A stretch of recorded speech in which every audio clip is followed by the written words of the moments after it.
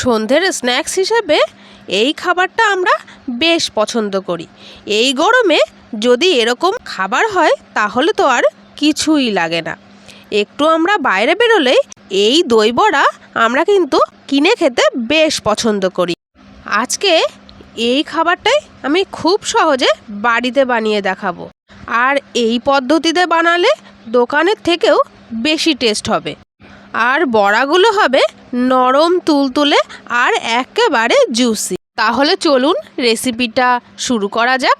প্রথমেই আমি 500 গ্রাম বিউলির ডাল নিয়ে ধুয়ে 5 থেকে 6 ঘন্টা ভিজিয়ে রেখেছিলাম। আর এখন আমি আরও একবার কচলে কচলে ধুয়ে নিয়েছি।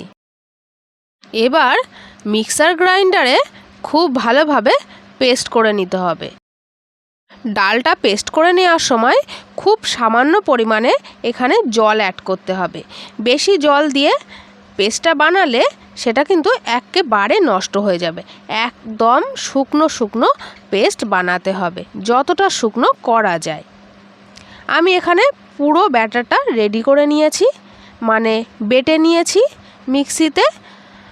এখন আমার পুরোটা রেডি হয়ে গেছে। একটু হাত দিয়ে মেখে নিচ্ছি। এখন মেখে নেওয়ার পর আমি 1 কোয়া পরিমাণে আদা গ্রেট করে থেতো করে দিয়ে দিলাম। আর এখন দিচ্ছি হাত দিয়ে ক্রাশ করা মৌরি। আমি 1 চামচের মতো মৌরি এখানে ব্যবহার করেছি। আর দিয়ে দিচ্ছি স্বাদ মতো লবণ, 1 চামচ চিনি। এবার হাত দিয়ে খুব ভালোভাবে ফেটিয়ে নিতে হবে। ক্লকওয়াইজ আর অ্যান্টি ক্লকওয়াইজ ফেটাতে হবে, তাহলে ব্যাটারটা খুব ভালোভাবে আর তাড়াতাড়িও রেডি হয়ে যাবে। দেখলে আপনারা বুঝতেই পারবেন, এভাবেই ফেটাচ্ছি।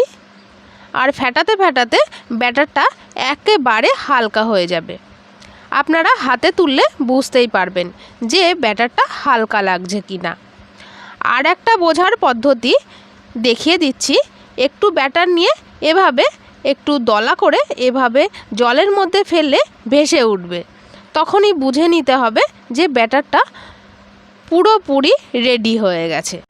আমি এখানে 2 রকম পদ্ধতি দেখিয়ে দিলাম, আপনারা এভাবে তৈরি করে নিতে পারেন। আর এখন আমি একটা চাটনি রেডি করে নেব। তার জন্য বেশ অনেকটা পরিমাণে ধনেপাতা ধুয়ে এখানে মিক্সি জারে ভরে নিয়েছি। আর কয়েক কোয়া রসুন, ছোট ছোট 4 টুকরোর মতো আদা কুচি, 2টো কাঁচা লঙ্কা আর স্বাদ মতো লবণ দিয়ে সামান্য একটু জল দিয়ে পেস্ট করে নেব। এখানে চাটনির পেস্টটা রেডি করে নেওয়া হয়ে গেছে। আর আমি একটা পাত্রে ঢেলে নিচ্ছি।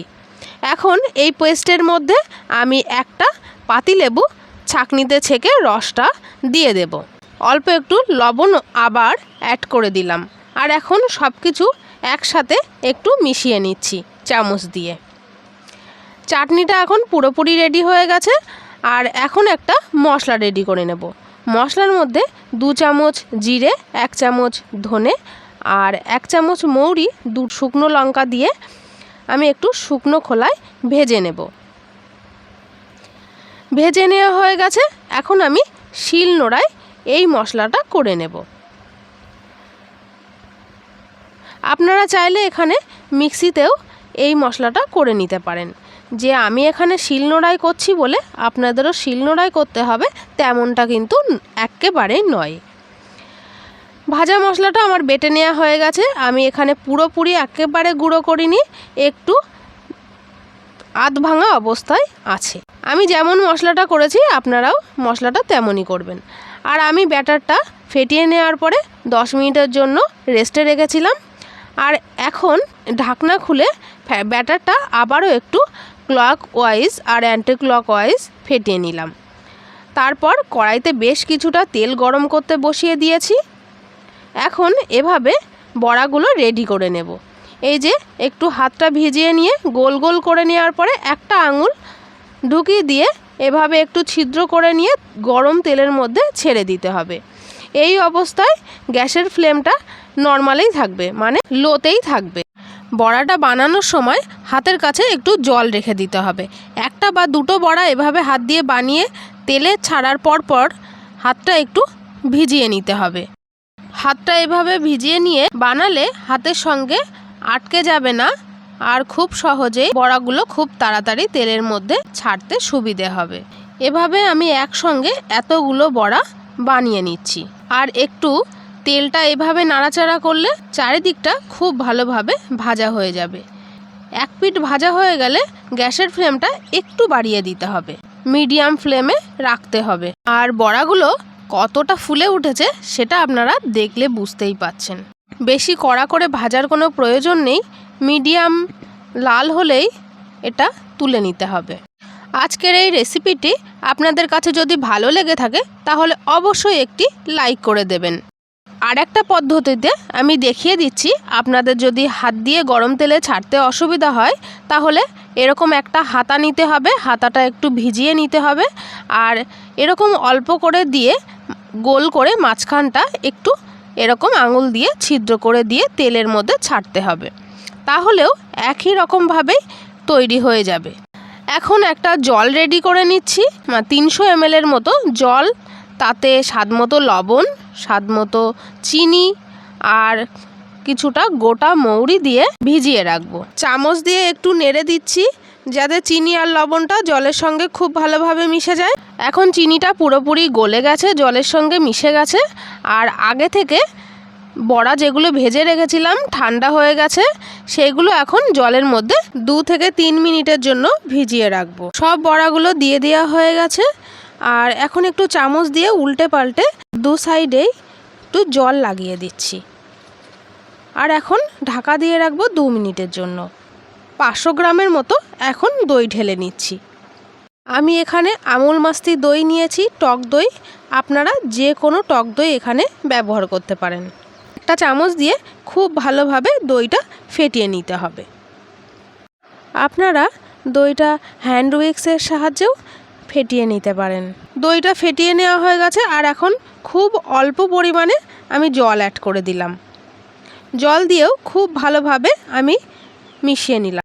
এবার এখানে 1 টেবিল চামচের মতো চিনি অ্যাড করলাম আর স্বাদ মতো লবণ অ্যাড করে আবারও খুব ভালোভাবে মিশিয়ে নেব। চিনিটা গলে যাওয়া পর্যন্ত মেশাতে থাকবো। আজকের এই ভিডিওটা আমার যারা নতুন বন্ধুরা দেখছেন তারা অবশ্যই চ্যানেলটি সাবস্ক্রাইব করে দেবেন। দইয়ের মিশ্রণটা রেডি হয়ে যাওয়ার পর যে বড়াগুলো ভিজিয়ে রেখেছিলাম সেই বড়াগুলো থেকে জল এভাবে 2 হাতের সাহায্যে চেপে বার করে দিয়ে বড়াগুলো দইয়ের মধ্যে দিয়ে দেব। দইয়ের মিশ্রণের মধ্যে এখন বড়াগুলো এভাবে জল চেপে চেপে দিয়ে দেব। সবগুলোই এভাবে একই রকম পদ্ধতিতেই আমি জল চেপে চেপে বড়াগুলো তুলে নিচ্ছি। বড়াগুলো চামচ দিয়ে দইয়ের মধ্যে উল্টে পাল্টে দিয়ে ঢাকা দিয়ে রাখতে হবে 1 থেকে 2 মিনিটের জন্য। এবারে সার্ভ করার পালা। বাটিতে আমি 4টে করে তুলে দিচ্ছি আর ওপর থেকে একটু দইয়ের মিশ্রণও দিয়ে দিচ্ছি। তার ওপর থেকে দিয়ে দিলাম যে ধনেপাতার চাটনিটা রেডি করা ছিল সেটা, আর দিয়ে দিচ্ছি রেড সস, যেটা দোকান থেকে কেনা, বা রেড চাটনি, এটা দোকানের কেনা চাটনি ছিল, এটাও দিয়ে দেওয়া হলো ওপর থেকে একটু বেশি বেশি করে। তার ওপর থেকে রেড চিলি পাউডার, একটু যে ভাজা মশলাটা রেডি করা হয়েছিল সেই মশলাটা, তার ওপর থেকে একটু বিট নুন ছড়িয়ে ঝুরি ভাজা দেয়া হয়েছে, ওপর থেকে ঝুরি ভাজা আর একটু ভাজা বাদাম দিয়ে শেষে একটু ধনেপাতা ছড়িয়ে সার্ভ করুন। দুর্দান্ত এই দই বড়া। আপনারা একবার বানিয়ে খেয়ে দেখবেন আর আমাকে কমেন্ট করে জানাবেন কেমন হয়েছে। এটা কিন্তু খেতে দুর্দান্ত হয়। আপনারা এই গরমে একবার এরকম হেলদি খাবার বানিয়ে খেয়ে দেখুন, আপনাদের আশা করি খুব ভালো লাগবে। আজকের এই ভিডিওটা আপনাদের কাছে যদি একটুও ভালো লেগে থাকে তাহলে অবশ্যই সাবস্ক্রাইব করে আমার চ্যানেলের পাশে থাকবেন।